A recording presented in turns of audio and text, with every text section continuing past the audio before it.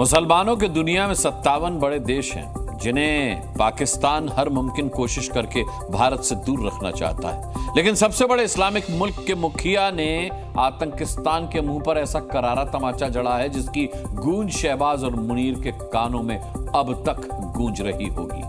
पूरी रिपोर्ट देखिए। दुनिया के सबसे बड़े मुस्लिम मुल्क के मुखिया ने मान लिया कि उनका डीएनए भारतीय है। इंडोनेशिया के राष्ट्रपति के इस बयान ने पाकिस्तान में हड़कंप मचा दिया है। दुनिया के बाकी 50 से ज्यादा मुस्लिम मुल्क उस बयान को सुनकर हैरान रह गए होंगे जो भारत के गणतंत्र दिवस पर चीफ गेस्ट रहे इंडोनेशिया के राष्ट्रपति प्रबोवो सुबियांतो ने दिया। जब राष्ट्रपति भवन में उनके सम्मान में भोज का आयोजन किया गया, तब राष्ट्रपति और प्रधानमंत्री के सामने प्रबोवो ने एक बड़ी बात कह दी। I would like to report to the President, Prime Minister and Vice President, distinguished friends. A few weeks ago, I had my genetic sequencing test and my DNA test, and they tell me that I have Indian DNA. So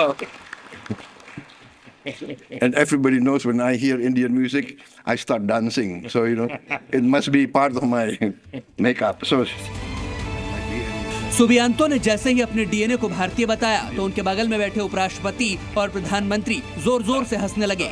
लेकिन इस diplomacy से पाकिस्तान परेशान हो उठा। बात DNA की है तो पाकिस्तान को मिर्ची लगनी तो लाजमी है, क्योंकि ये वो मुल्क है जो कभी भारत का हिस्सा हुआ करता था, मगर अब हिंदुस्तान को अपना सबसे बड़ा दुश्मन मानता है।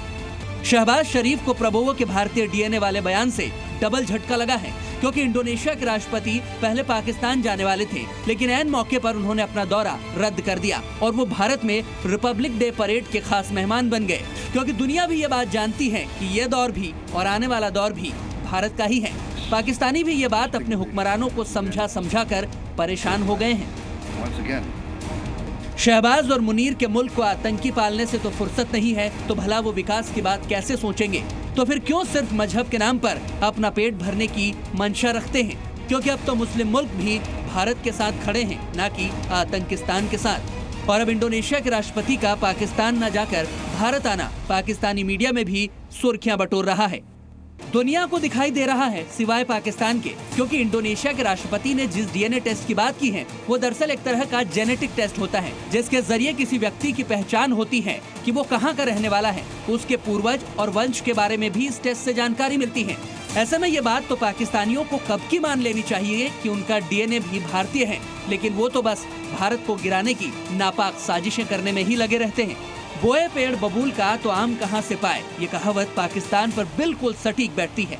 खैर, शहबाज अपना मुल्क संभालें, क्योंकि भारत से अदावत पालकर उसका भला तो होने से रहा, बल्कि नुकसान दिन ब दिन होता ही जा रहा है, क्योंकि दुनिया के दिग्गज नेता पाकिस्तान को आईना दिखाते हैं और भारत से दोस्ती का हाथ मिलाते हैं। ब्यूरो रिपोर्ट, जी मीडिया।